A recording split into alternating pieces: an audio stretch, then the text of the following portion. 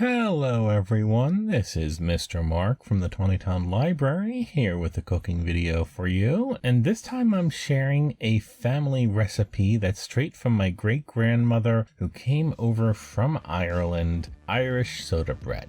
All we're going to be needing today is some flour, some buttermilk, baking soda and baking powder, sugar, raisins, butter, and caraway seeds. This is actually a super easy, super quick bread. There's no yeast involved in soda bread. So let's get started. And I have 4 cups of all-purpose flour in a large mixing bowl here. I'm going to start by adding the dry ingredients. So I'm going to pour in half a cup of sugar, and then I'm going to measure out 1 teaspoon of baking soda and 2 teaspoons of baking powder, and then 1 teaspoon of caraway seeds. I'm going to grab my wooden spoon and mix all these dry ingredients together. I'm going to add half a cup of raisins. And now I'm going to add 8 ounces or 1 stick of butter, but this is a cold stick of butter, so I'm actually going to grate the stick in so that it's easy to mix together. If you would like, you can just use butter that's been warmed to room temperature. It shouldn't make too much of a difference. I'm just going to get all the butter out from inside the grater here. So let's skip through that. And now add the last ingredient, the buttermilk. And we're going to grab that wooden spoon and we're going to mix the dough until it's evenly wet throughout, but not any more than that. You actually do not want to overwork the dough.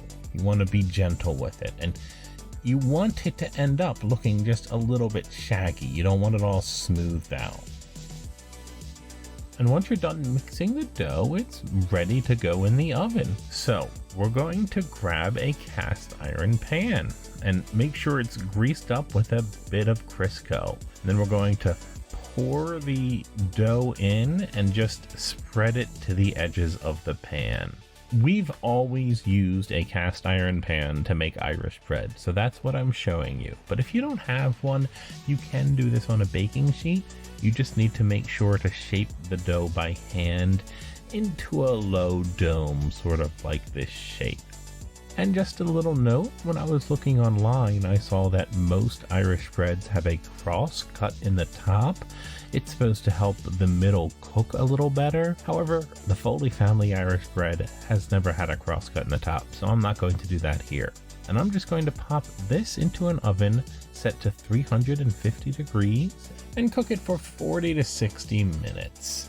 You want it to come out golden brown and cooked to 185 to 200 degrees in the center of the bread.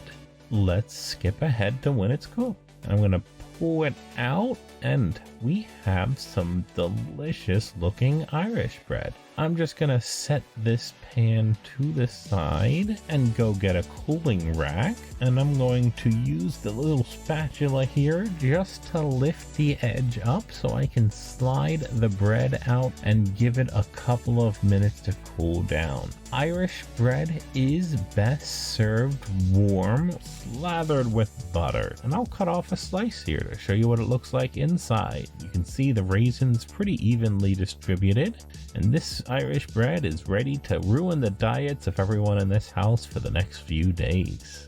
I hope you all enjoyed my recipe this week and make some Irish bread of your own.